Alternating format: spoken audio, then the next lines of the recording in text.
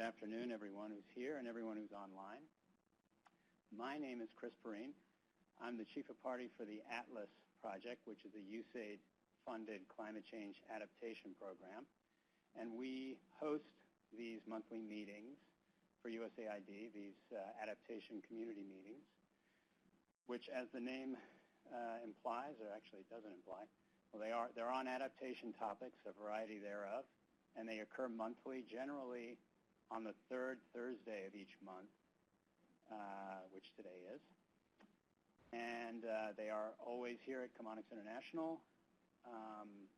If you do not already get notifications of them, you can sign up on climatelinks.org to receive those notifications, as well as all kinds of other notifications about things that are going on in the climate change space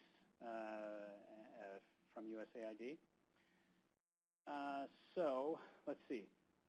One other piece of information about the future.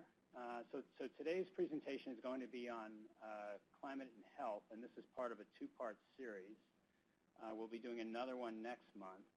Next month's meeting will be actually on the second Thursday of the month, the 13th of June, and that'll be a panel discussion where topics will be explored around work that ATLAS has been doing with USAID, again, on climate and health and implications for programming, and also just more generally what's going on internationally beyond USAID in this space. So that should be a good one. We've got some great speakers lined up, so I encourage everyone to either come to that one or listen in. So with that, I'll turn things over to Tegan Blaine. Tegan is the Senior Climate Change Advisor in USAID's Africa Bureau. She's been a colleague and a collaborator of ours on ATLAS for the past 5 years, and I can just say for myself it's been a very fruitful and interesting partnership. I'll just also say that I think Tegan has really been a real visionary for work in the climate change space at USAID, and I think that the topic that we're going to be hearing about today is a great example of that. So I'll turn things over to Tegan now, and she'll introduce our speaker, and we'll take it from there. Hello, everybody. I am very pleased to be able to introduce Dr. Sadie Ryan. And before I tell you a little bit about her, I just wanted to be able to put some of the context around her work down.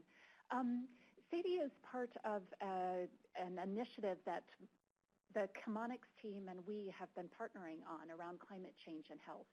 This actually began about 5 years ago when a colleague of mine, Colin Quinn, called me from Mozambique and said, we're really interested in exploring climate change and health. And it just blossomed from that.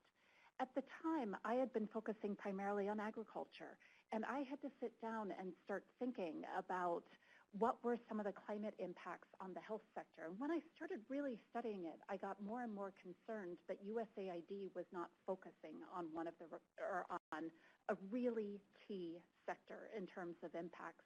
And it really motivated us, together with colleagues in missions, together with the ATLAS project under Climatelinks, to take a step back, ask ourselves, what are some of the biggest risks in the health sector that we are going to be facing? And how should we be thinking about what an organization like USAID should do next? Sadie has been a huge part of that process. She has really helped us think continent-wide about what's happening in the malaria space. And I hope her work will really form a foundation for what USAID ought to be doing differently in responding to malaria over the next 5 to 10 years. Sadie Ryan is currently an associate professor of medical geography in the Department of Geography and in the Emerging Pathogens Institute at the University of Florida. She's also principal investigator of the Quantitative Disease Ecology and Conservation Lab, or QDEC. One of my favorite stories about Sadie is the first time I met her, she gave me a pen which says, "We make sick maps." And that kind of sums up a lot of her work. And I still laugh every time I pick up that pen. I'm very lucky that she just gave me a second one, so I have a backup in case I ever lose the first. But she is working on multiple projects at the interface of sociological systems of vector-borne and environmental disease ecology, climate health modeling, insecticide resistance, and wildlife conservation, literally all over the world.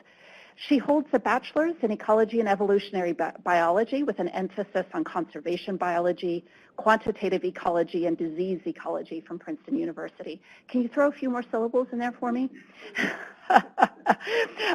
She also has a PhD from the University of California, Berkeley, where she worked on African buffalo spatial ecology, another thing that sounds absolutely interesting, in the context of an epidemic of bovine tuberculosis.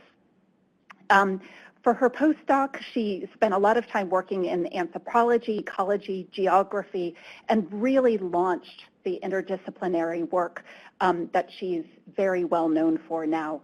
So with that, I'll turn it over to Sadie. Thank you so much for all the work you've done in partnership with Chemonics and us at USAID, and I really look forward to your discussion today about your research. Thank you so much, Tegan. I hope everyone in the room can hear me, and I hope the online folks can also hear me. I have a sort of wide array of mics up here, so let me know if I need to just press any other buttons. And it really is a pleasure to be here this afternoon. I realize that I'm between people and their happy hours, so I will try to go at a reasonable pace.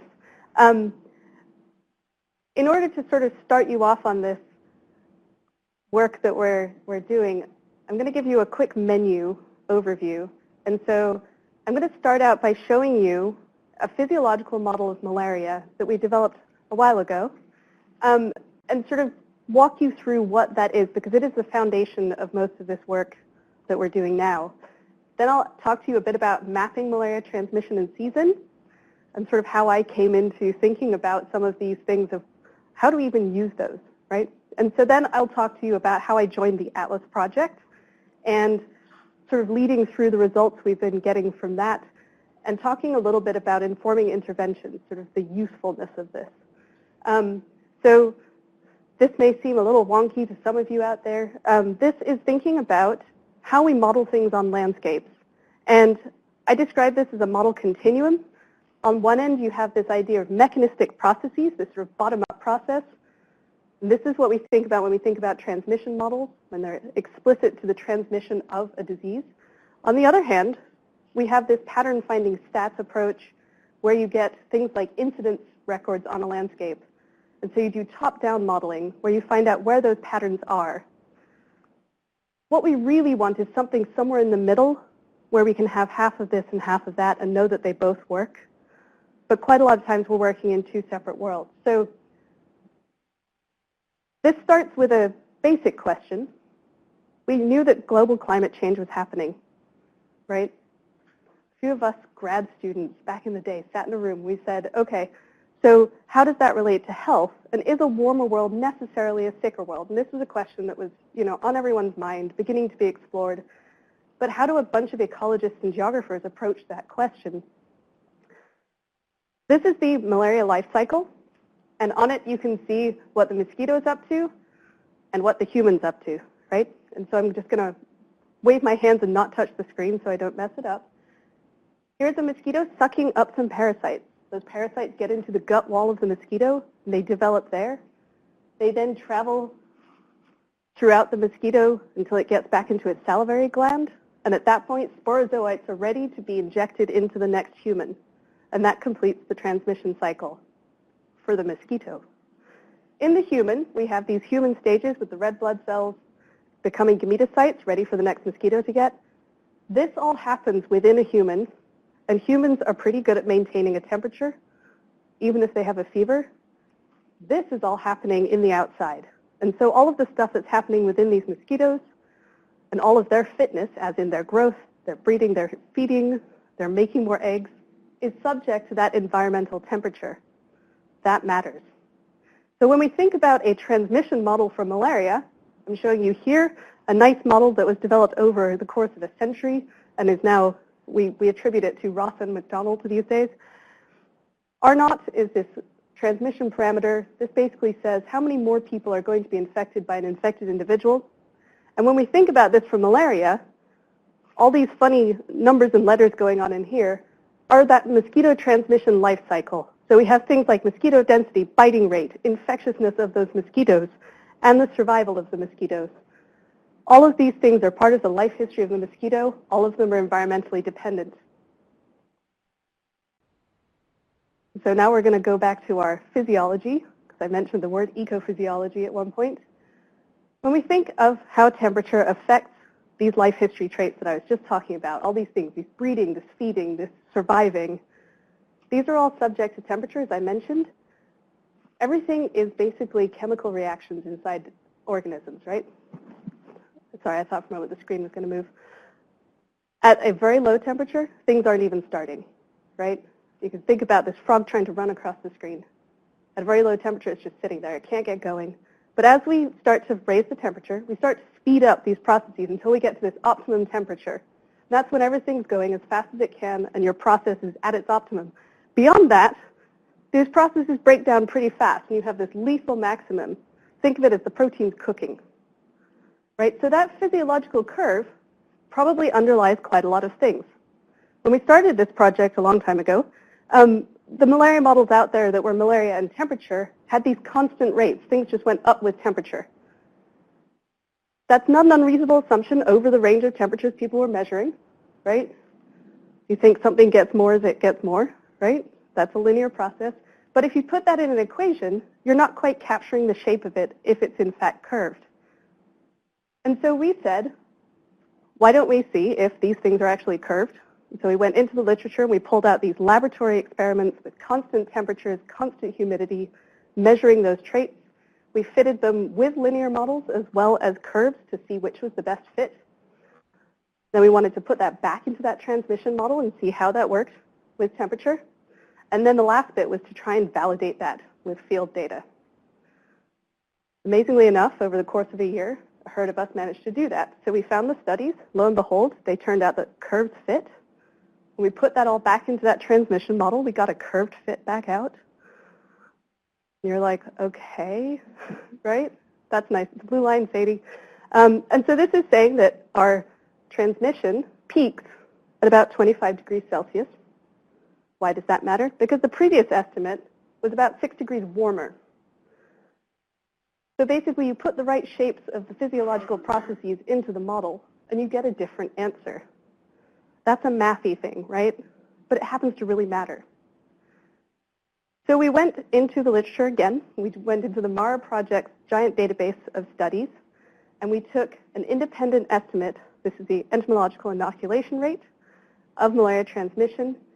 For every study, we found the months that it was done, where it was done, took 40 years of climate data, pinpointed those studies, and those are the points you see here.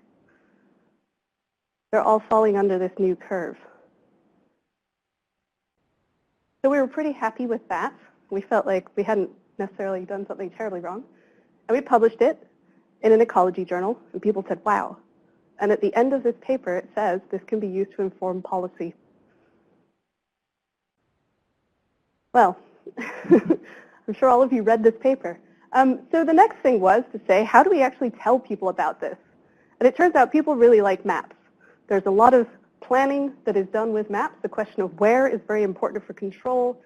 People like it for thinking about travel medicine, for prevention, and for climate change. We want to use it to think about anticipating shifts of transmissibility and seasons. And so we took the curve, that's the blue one on the left, cut it into quantiles, named those quantiles like people were in the literature. Pretty crazy, right? And we're mostly going to focus on this top 25% quantile. So in that is this very optimal temperature. This is where malaria is most happy being transmitted. That is that sort of optimal 25%. And if we start to put this on maps, this is my old map from 2015 publication, we basically took the average monthly temperature across the entire continent of Africa at about a 10 kilometer squared resolution and plucked that temperature limitation on it.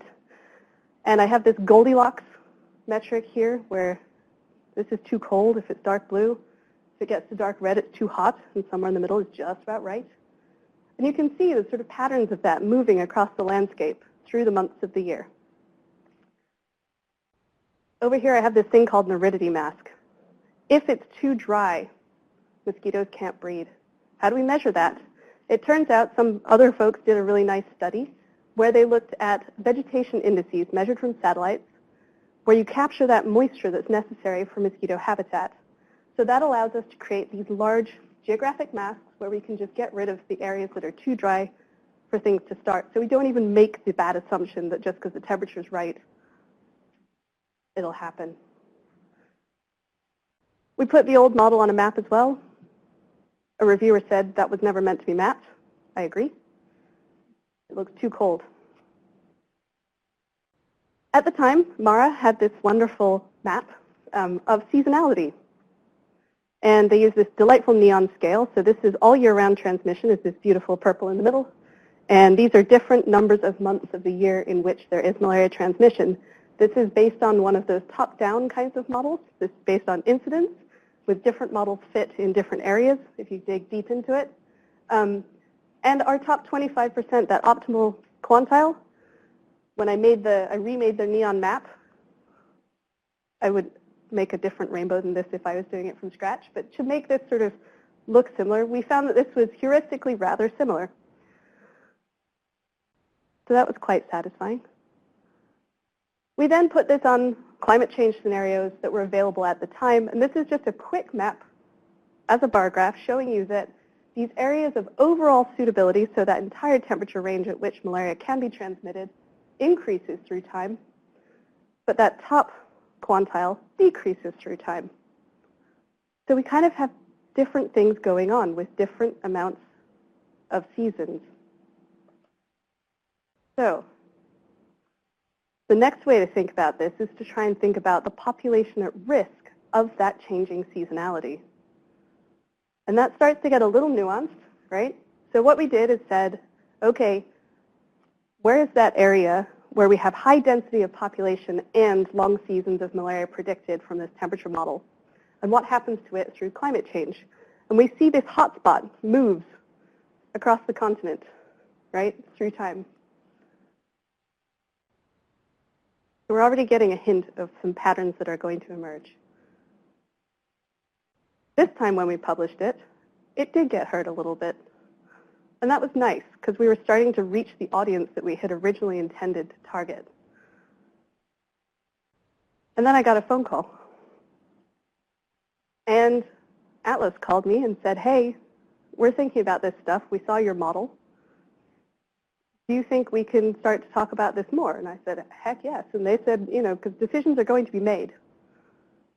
And as a scientist, I want to be there while these decisions are made. I want to know how we can use the science to inform the decisions and not try to tell the decision makers what decisions to make if that's not within their purview. So this has been sort of an ongoing collaboration of trying to think, what are the questions and can we answer those with the methods we have? So I'll take you through where we're arriving at this point. So here we are in our shifting burdens analysis, thinking about malaria risk under a changing climate. And the objective of the study was really to provide decision makers and stakeholders who actually implement malaria control programs with targeted, detailed information about the when and the where of malaria suitability and how that's going to shift in response to changing temperatures. Now, some of these questions came from the decision-making side. One is, where are new areas of endemic and seasonal suitability going to be? New areas. That's a slightly nuanced question. Where will that suitability and seasonality increase? Where are we going to get longer seasons, for example? Where are we going to get longer seasons that are already long getting longer? And where are we going to get seasons that are not quite as long getting longer? These are the things that actually inform the programmatic decisions. And where is suitability going to decrease? Where are we going to see contractions of season length? That's another thing that will inform how programs can work. We want to know when these will take place And then this tricky question, how many people will be at risk from it? So the methodology was to, once again, take that temperature-based model. We're looking at the right species of mosquito, the Anopheles gambiae. We're looking at Plasmodium falciparum, that falciparum malaria in those mosquitoes.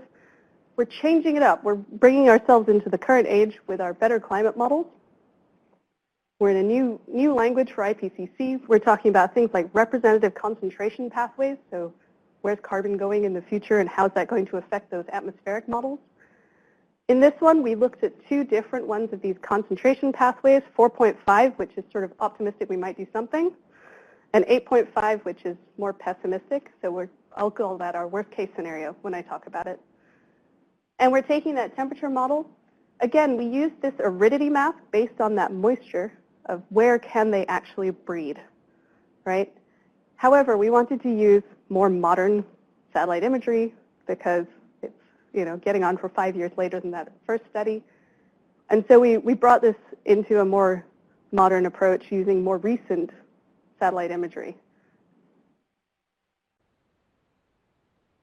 I'm going to talk you through this mostly at a regional scale. We decided that what we wanted to look at was the sub-Saharan African region. And so we've divided it into 4 regions. We have Southern Africa, Eastern Africa, and I'm afraid my colors have gone a little off, but hopefully we can see that, Central Africa and Western Africa. And I want to talk you through a few of these definitions. Uh-oh, my timer's gone away. Some of the definitions that we used in order to describe these changes. So first of all, when I'm talking about seasonality, I'm talking about the number of months in a year that the area is suitable for transmission under the climate scenario. And so endemic is 10 to 12 months, and seasonal is 7 to 9 months. And then we have these 2 other categories, moderate and marginal, and in many cases we combine these. So these are basically 1 to 6 months, and then the 2 that are 7 to 9 and 10 to 12. And these align well with existing programmatic questions. They also fit into the MARA schematic that seems to go throughout a lot of policy. Then we wanted to think about people and that people at risk question. And so literally, PAR, people at risk, right? What is that? We wanted to talk about the people living in the areas that we're defining in those suitable seasons. And so what we did is we used these gridded population of the world data sets. These are from CDAG, and we used 2010 to talk about our baseline current scenario. And then we used our projected scenario for 2020 to talk about futures. It's important not to switch up too many times how many things are changing as you're trying to discuss changes. And that is an interesting ongoing conversation as well. In terms of the climate, and hopefully you guys can see this even though it's black line through the years, these are a quick summary, and it's a bit low down, of the annual increases, or sorry, the average annual temperature increases from baseline in those regions that we're discussing. And I want to highlight just a few things for you. One is that when we look at this optimistic RCP, optimistic pathway here, we see that by 2030, Southern Africa is the smallest increase, right? It's almost a degree. And then it goes up, and Western Africa is, and East Africa are the largest ones. Sorry, I almost touched the screen again. And we're sort of in the 1 to 2 degree range if we're looking at that worst case scenario, that worst case pathway. And we see that Western Africa is heating up to the highest amount by this worst case RCP all the way out in 2080. And that all of these are over that 4 degree century end number that we used to be given all the time. And so we're really talking about a hot change out in 2080 in this worst case scenario. In the middle, in 2050, we see things kind of switching around a little bit. And that is one of the sort of nice details about real climate models, that we see these geographic differences that aren't necessarily straight pathways that we might anticipate. So that's going to affect some of our findings. So stay tuned on that. So let's look at some of these current scenarios. If we look at the current seasonal and endemic suitable areas for malaria transmission, this is under our baseline climate scenario. This is our current situation that we're looking at. Those are the regions, just as your quick little reminder map. We see that we have this large patch of endemic year-round suitability. And then we have some along this western area here, coming down the western coast of Central African region, and through here, right? We see that Southern Africa is largely devoid of endemic regions. They're sort of at the very top parts of our Southern African region in sort of northern Angola and northern Mozambique. And then we see that we have some areas of seasonal transmission or transmissibility and suitability. How does that look like in terms of people? Remember, people are not distributed evenly on a landscape. This is where this question gets a little nuanced, right? So what do we see? We expected Central Africa to be the biggest bar in endemic areas. This is kind of a shocking axis, right? We've got some very high density populations in Africa, and we've got them where we've got transmissibility. And so what we're seeing is that this West African seasonal bar is pretty big, right? And we've got quite a lot of people in West Africa falling into what looks like a less big amount of the endemic area. And yes, I'm using silly words like less big, but when we're thinking about geography and population, bringing those together, we have to think about the fact that we're seeing these shifts moving across a population distribution that's not even. So we're now going to talk about that year-round transmission, the 10 to 12-month transmission. Thinking about going from the current to those future scenarios, how does that map? Over here we have current, and this top row is that 4.5, that slightly optimistic scenario. And the first thing you'll see is that it's leaving West Africa, right? We're getting that rapid decline, 2030, 2050, 2080. What else is it doing? It is creeping southward, right? We're starting to see endemic year-round transmission possible in Southern Africa. And then we have this really sort of interesting filling in up into Eastern Africa that starts to happen. I want you to keep that in mind. We're also seeing that it's disappearing out of Central Africa by that sort of worst case 2080. And when we look at the worst case scenario pathway, we're seeing a sort of more rapid version of this same donut pattern where it burns out of Central Africa and recedes from Western Africa and ends up in Eastern Africa. We think about seasonal. So this is that 7 to 9 months. I'm sorry, the blues get a bit pale on this screen. What we're seeing is this sort of patchiness of seasonal, but it's not really far down in Southern Africa. It starts to fill in as we warm up. It also starts to follow up that eastern arc as well, especially as we get out to this 2080 scenario. And this is with our optimistic pathway, as I'm calling it. When we look at the really worst case scenario, we're starting to see that it's just completely disappearing out of Western Africa as well and creeping up into that eastern arc and down into Southern Africa. So bearing these patterns in mind, I'm sure you've all memorized them by now. There won't be a quiz at the end, don't worry. If we look at this in terms of the people at risk, remember, geography is not necessarily the same as the population distribution. When we're looking at the endemic scenarios in those different regions, this is Central Africa. This is our optimistic RCP. We look at the size of that axis, 120 million, right? That is largely driven by Western Africa under the very sort of baseline scenario right now. There's a lot of people in areas that are year-round suitable for transmission. It drops off fast, right? What's happening there? It's getting too hot for malaria. Pretty strange world, right? We see that Eastern Africa picks up a lot of people very fast, right? In the worst case scenario, that's a lot more. And then in Central Africa, we sort of see it gets worse and then it falls down. This is as we see that sort of moving out of Central Africa as it gets too warm to have year-round transmission.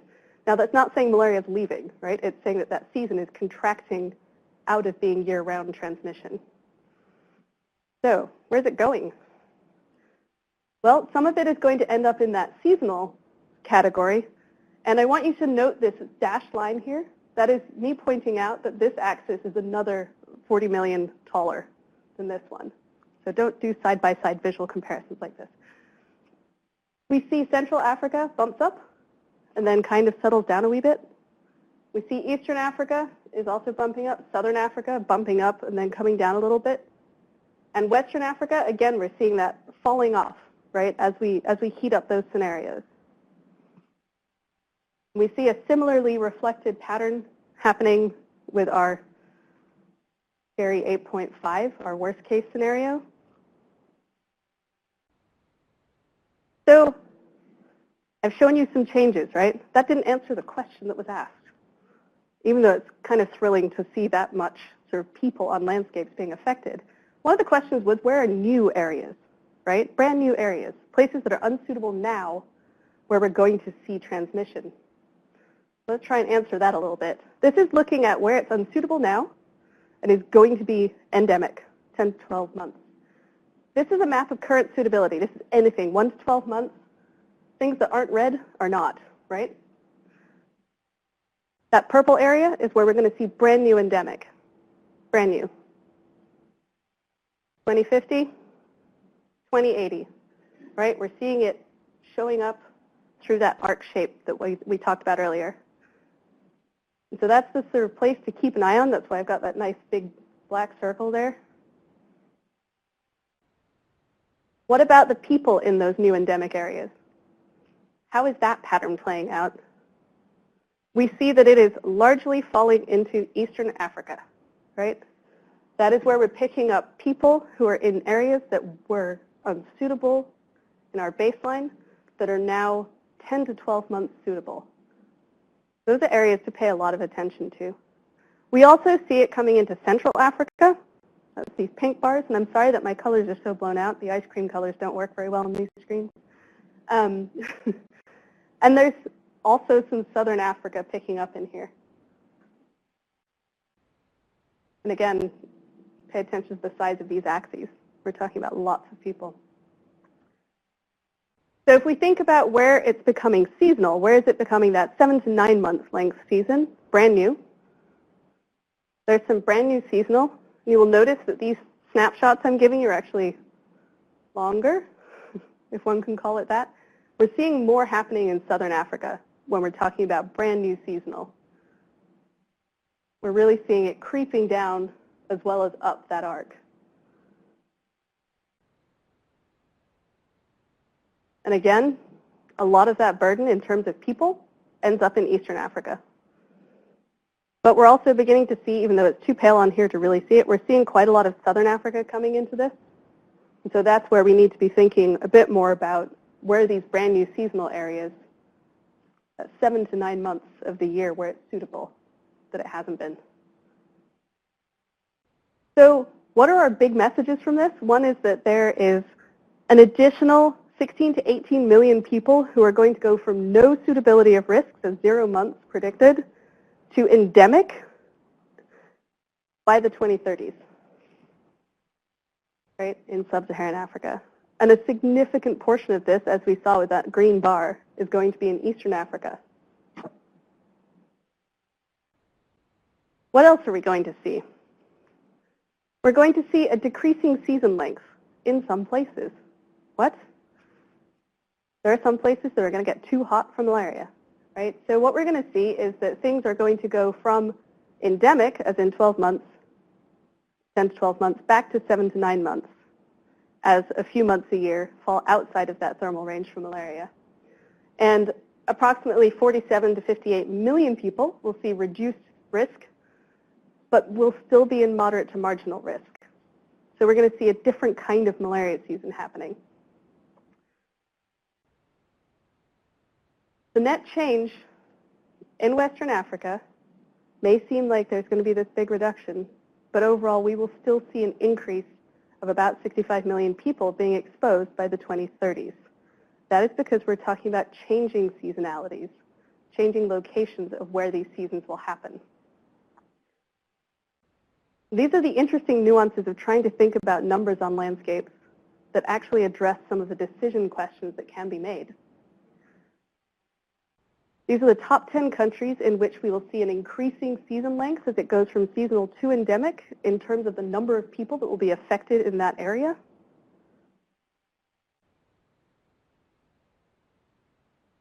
We're going to see a lot of increasing season length in Eastern Africa. And we're going to see a lot of increasing season length in Southern Africa. And in Southern Africa, we'll see about 17 to 21 million people at increased risk. And in Zambia alone, this is going to add 9 to 12 million people in different climate scenarios to those currently at seasonal risk.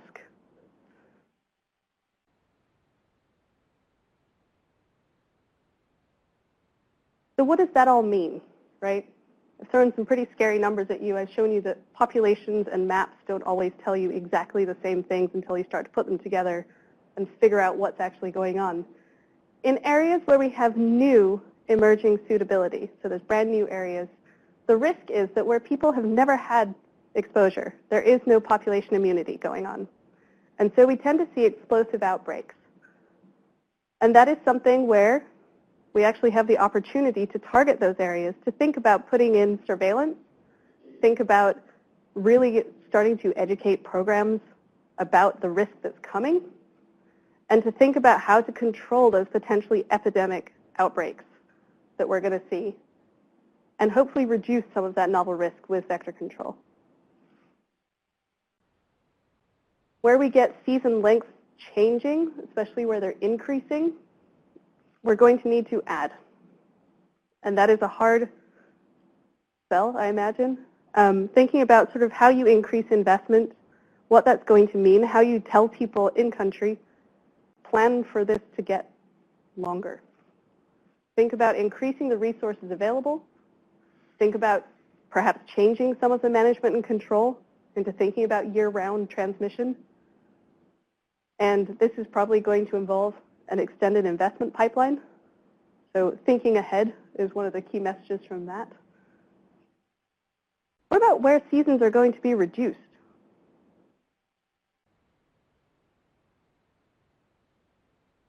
So if we can target some of that, where we know that seasons are going to get shorter, we can actually start to think about things like elimination and eradication scenarios, right?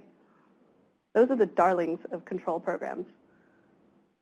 And so in some places where we can identify that it's going to become a shorter and shorter season, we can actually think about moving towards elimination and eradication.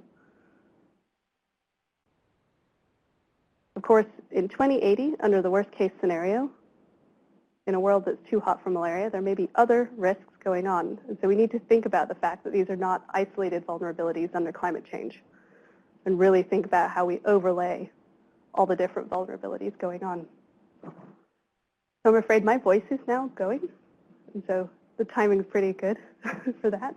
So in terms of decisions will be made, what kinds of decisions are we talking about? We're thinking about things like targeting on-the-ground surveillance and responding to the changing epidemiology. We're thinking about improving a country's capacity for collecting and using information, right? Actually getting that epidemiological data at the national level, building capacity in health systems to be prepared, and thinking about refining country selection and strategic budgeting in international programming, and thinking about developing more regional approaches and partnerships so that we're all looking at the same maps. So with that, I'd like to thank you. And this report will be coming soon on Climatelinks next week, perhaps. And I'm happy to take some questions with what's left of my voice. Thanks.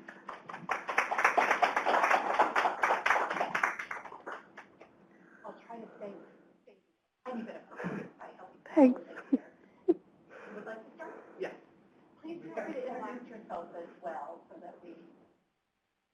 I'm going to give Mike the room. Cool. Here online. Hi, I'm Zubair. I'm actually with Atlas Project. I have recently joined the project, and this is very exciting work. It's oh, thank you. Very interesting. One question I have is what are the chances of mosquito actually evolving and becoming more resistant to warmer weather? That is a great question, and it comes up a lot.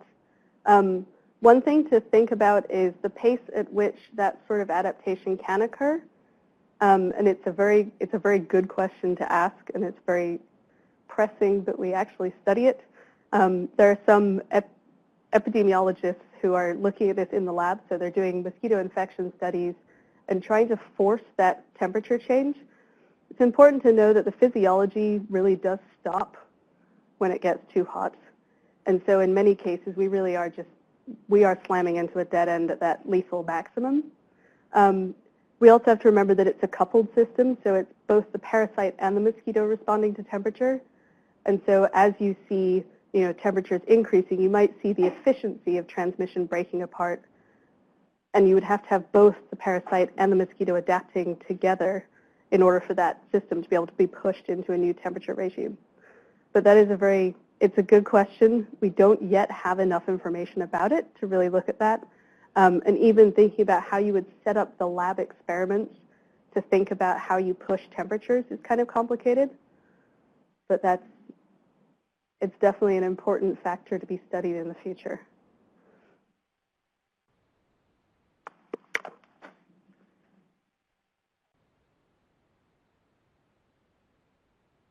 Okay, perfect. When you look at, Neil Boyer, Peace Corps. When you look at population movements, and particularly in terms of urbanization, what does that mean in terms of urban planning and drainage canals and other mechanisms to kind of reduce the risk, because you have greater population density, but you also have the possibility of greater control as well?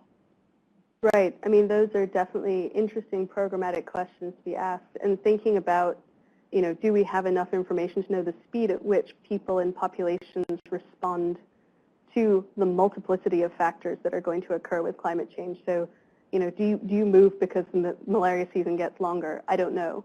Do you move because it's getting too flooded?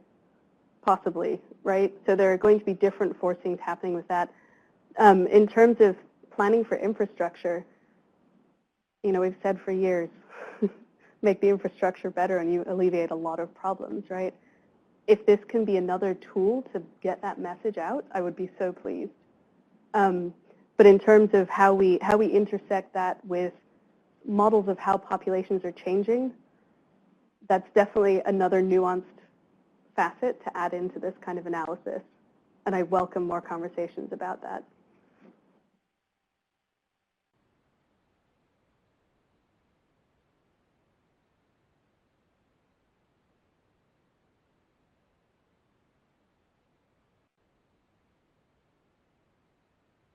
How well do we know the relationship between other vector-borne diseases and temperature? And do the majority of vector-borne diseases follow similar relationships?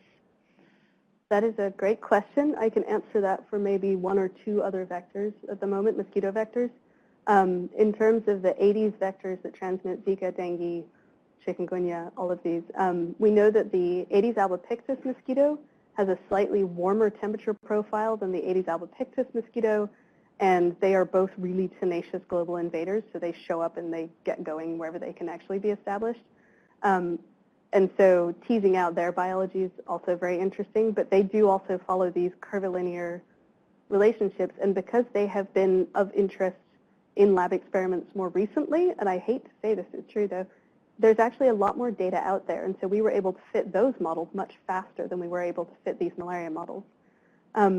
Another interesting piece of science that's coming out, hopefully soon, is this question of alternate vectors for malaria, so these other Anopheles species.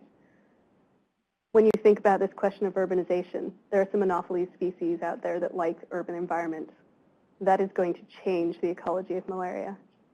And so these questions of are these new, sort of urban adapted anopheles going to establish in major metropolitan areas in Africa, that's definitely a question to be thinking about. And so we are beginning to look at other curves, but again, that work has not been done in the lab to the empirical grade it needs to be to get these models.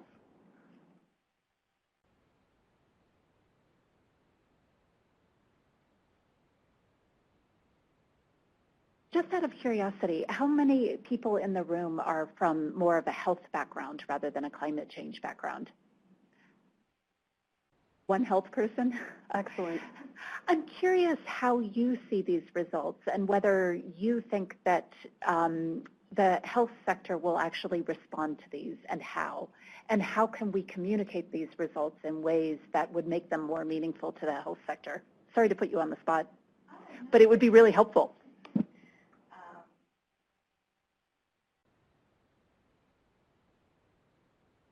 Hi, my name is Isabella Barriga. I work actually with Climatelinks, but I studied my undergrad in public health science, and I think that's definitely a really interesting question, the gap between policy and actually implementing, those programs on the ground. I think it's really hard for me to speak to it since I don't have a background on this in particular, but it's something that I'd be curious once this report is published if that's going to draw attention from the public health community to transform into policy.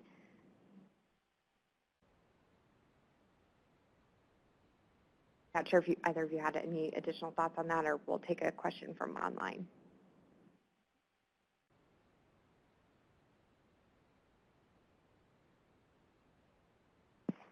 Just our experience within USAID, we have found that there does seem to be quite a bit of interest in Sadie's earlier results. And we were very pleased to see that, because when we first started focusing on this work, we were not sure what the uptake would look like. And we certainly have governments in Africa who are beginning to reach out to us and say they're concerned about these issues and would like more support in this area. And so very recently, we're building a partnership in a new country, which originated because the country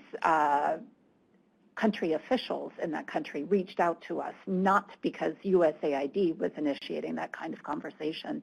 And so certainly there are places that are thinking about this. But I must admit, all of us are still climate scientists and climate specialists, and we're still working on figuring out how to communicate effectively with a public health world, how we can catch up on the right vocabulary, and how we can think about what are the right questions to ask or what are the right things to communicate to make this work more meaningful to that community as well. And so anybody who has thoughts on those kinds of issues, we would certainly appreciate your input. We have a question from online from Fernanda Zermoglio, who's also on the ATLAS project. Her question for Sadie is, are we trying to address this issue of urbanization or population movement under a changing climate in any of your future work? And also, how is this information being used? And do you have any further insights? So I can speak to some work we're currently underway on. We're focusing on the Southern African region as another task. I think it's part of the same task, but a future thing. And we're looking at a different set of population projection models, the shared socioeconomic pathways projections, and those actually consider how populations will move partly in response to urbanization patterns, but also under climate change scenarios. And so for now, we're coping with the question of how they're going to move in terms of the urban-rural changes, and looking at how those are going to be different from these projection models we use for this, which are very good census-based models with no other covariates modeled into them first, and simply grown using UN projections. And so these assume sort of a static growth in place, and so you get the same distribution of densities, just at higher levels, whereas the future models that we're going to look at also have populations moving in response to future shared pathways. And so that's part of this question of, thinking about these communication tools. How do we talk about changing the population itself as a moving target when we're also talking about the changing seasonality. We can produce lots of graphs. The question is how to make them meaningful. Exactly. Yeah. Exactly. Right. Other points of discussion that people would like to bring up?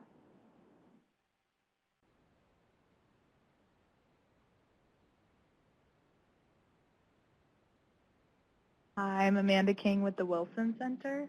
Hi. I know I need to talk to you afterwards about a podcast. Yep.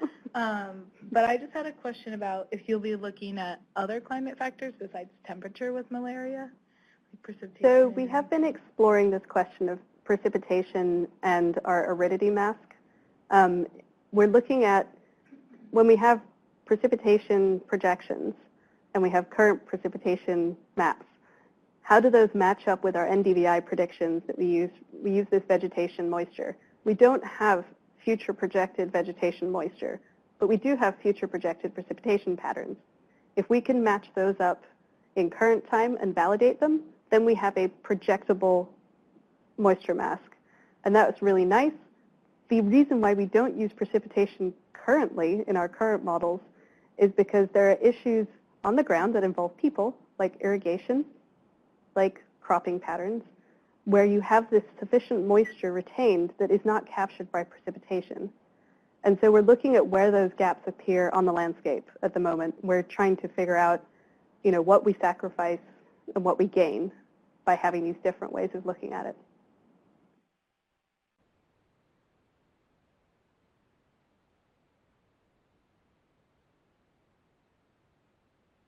This is Chris. So just following up on the precipitation and just the rainfall and moisture issue. I mean, the other thing, we all know that the dynamics here are incredibly complex, and we're just sort of scratching the surface.